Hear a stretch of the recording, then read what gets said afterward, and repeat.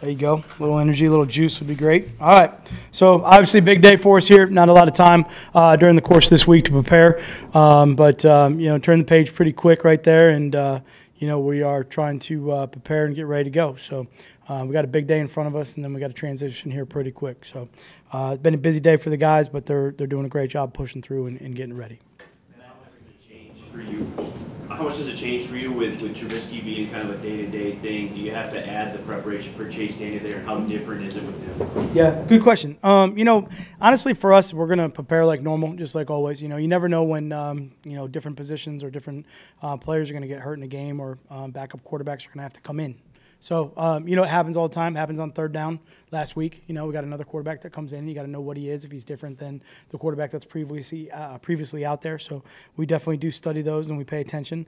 Obviously, in the situation with Chase Daniels, a guy is very versed in this system. He's played in it for a while. He's been with Nagy before. He understands it, has complete control of the system. He's a veteran guy. He's out there quite a bit, a little bit different than obviously Trubisky. But, as far as the operation of the offense, none of that really will change. So. He's only thrown 3 passes in 4 years. How do you get any sort of line on a guy who hasn't thrown the ball? You just gotta, do the best you can to prepare. I mean, I'm pretty sure he's throwing them, every day in practice. So I think his arm's probably good if he's going to be out there playing. So we just understand the system. That system and the root of where that comes from, and Coach Nagy and Coach Reed and those guys that run that offense.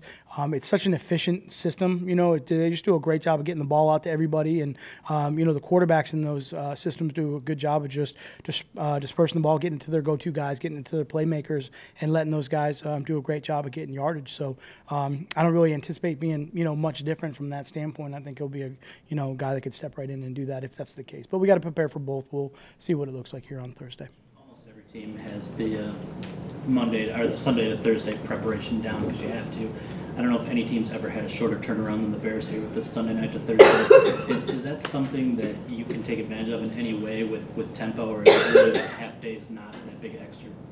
I think for us, we're just going to try to make sure we do our process properly. And it's a lot of teams do prepare, like you said, for the, Sunday to Thursday game. Most of those are night games. This one's unique. It's obviously the earliest one, of the year. So for us, it's just really about us right now, trying to make sure we can prepare and be ready to go. And, we'll see what the game looks like. But I know they're doing a good job, too, of making sure that they understood that, they had a night game. They got a short turnaround. So we're kind of all in the same boat from that standpoint. And I know Coach Nagy does a great job of getting those guys ready to go. So I'm just assuming that they'll be, on point. Nagy said something on the teleconference that just got me thinking a little bit, talking about playing you guys, a week and a half apart. And he said, sometimes there's things in your game plan that you don't use that you can come back to. And I was just curious, since that game got a little, lopsided early, 26-0, how much of your game plan from that week may still stand or can be reused? Sure. I think he's exactly right. I think in those situations that you do game plan, you do take a look at that, and you might say, all right, well, whatever the situation is, I might hold this, or I might save this particular call for maybe the next time, or I don't need this call in this game, or the game's not going this way, so it's not really applicable. And you go back and you say, hey, we practiced a week of that.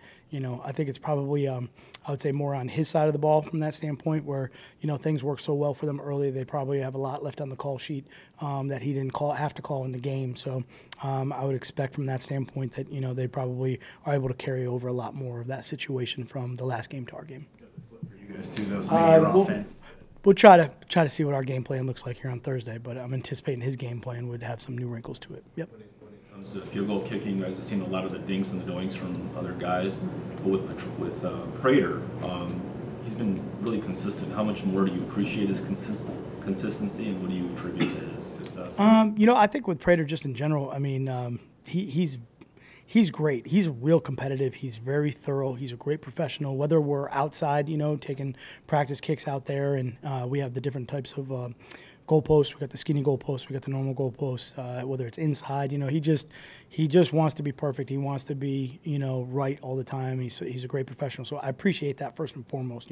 People that are just, he's just very into his craft and making sure he's the best he can be. Obviously, it's been very important for us at home. He's been great as far as that's concerned, through the games, and certainly in those situations, there's been some tough kicks out there, and both sides of the ball that we're facing the opponents and us, and we got to just try to make sure that we execute ours, at the highest level the whole time, and quite frankly, hopefully they keep missing theirs. So, I mean, I'll take it. But we just got to make sure we're doing a good job with ours.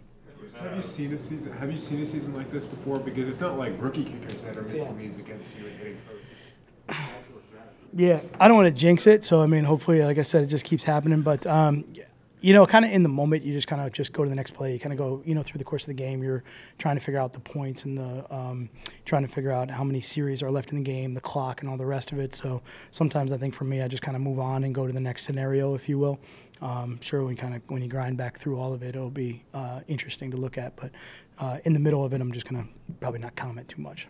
We've had a stretch of faced a bunch of mobile quarterbacks recently, and either way, probably facing one again this week. Right. Just sort of wondering how you felt Jared Davis has played. You used him as sort of that spiral a little bit. Yeah. How he's done there. A little bit different last week. I mean, it's kind of they're all just different. They're all mobile, but all a little bit different from that standpoint. Obviously, last week with the size of Cam and what he can do is a little bit different. Trubisky, though, I mean, he's pretty dynamic now when he runs the ball. So he can a lot of plays on tape you'll see where he's kind of pinned in the backfield a little bit. He's got some guys that have some angles on him, and he gets out and he can run. So it's definitely a challenge from that standpoint. And then tie that into the skill players that are around him and kind of the speed that you have to deal with when those plays break down is critically important. I would say just in general with Jared, I mean, obviously a guy that does everything that we're asking him to do, and he's really trying to work hard to improve and has multiple roles on the defense. He's in a lot of different packages in a lot of different positions. So, that gets difficult. He's still a young player, still trying to learn a lot. But it's good to, obviously, and we watch games where he has good games and plays really well. It's always good to see, and there's certainly things in there that I got to just, keep grinding to try to improve on to make him, a better player from that standpoint. But certainly a guy that works extremely hard, to be the best player he can be out there in those different roles. As a defense, there were some struggles early in the year against the run. The numbers have been much better the past 2 or 3 weeks. Sure. What's behind that? The difference there. Yeah.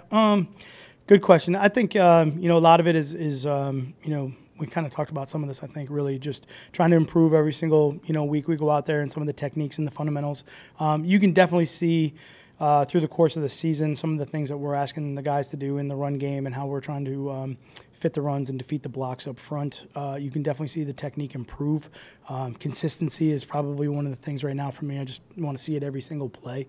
I would say through the course of whatever it is here, 3 or 4 games, for the most part, I think the guys have done a really good job with the run game. As long as we can eliminate kind of those one-a-play game, big runs that just kind of just blow all the stats out of the water and obviously, really change field position. That's kind of the consistency part of it. If we can just kind of get that under wraps, that really helps us out a lot. But give credit to the other side, too. Sometimes there's some runs that we haven't seen before that, kind of hit or they'll sneak through and, we got to go get them corrected on the sideline. And from a scheme standpoint, the guys are still working through a lot of that, too. So, if it happens a couple times in a game and we can't get it right, then, we got to really grind it out and try to get it corrected. Sometimes it may happen once and then we get it fixed on the sideline and, we have it handled from there. But, it's just, I think, a little bit of a combination of just guys trying to do a better job of what we're asking them to do and understanding maybe a little bit better of some of the fits with the run game. And, again, if we can just try to keep it as consistent as possible, hopefully some of those bigger plays kind of go away in the run game.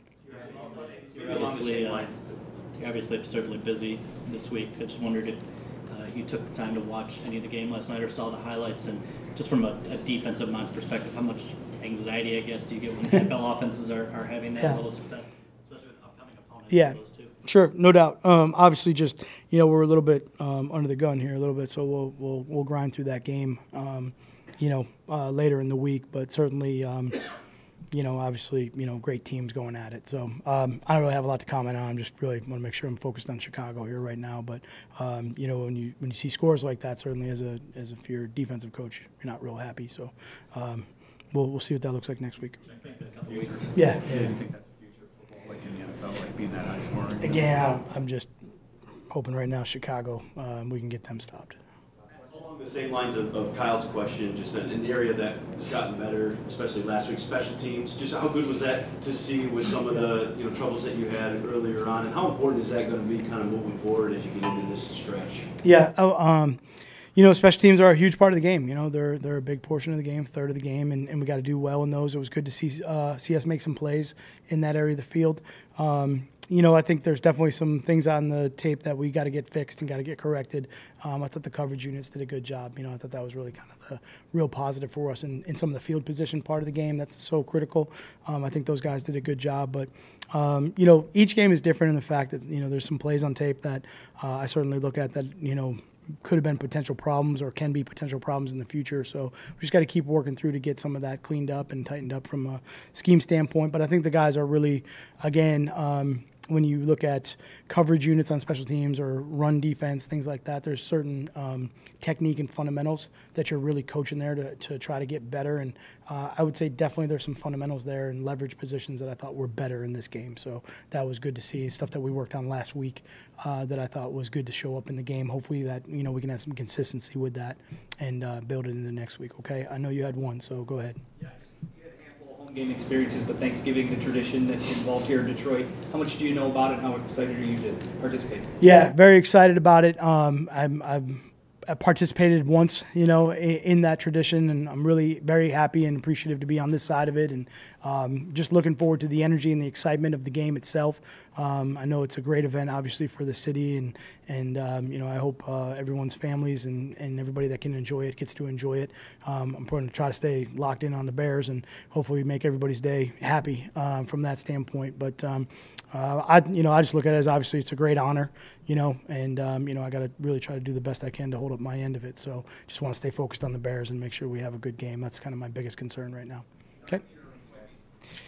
I ate it all.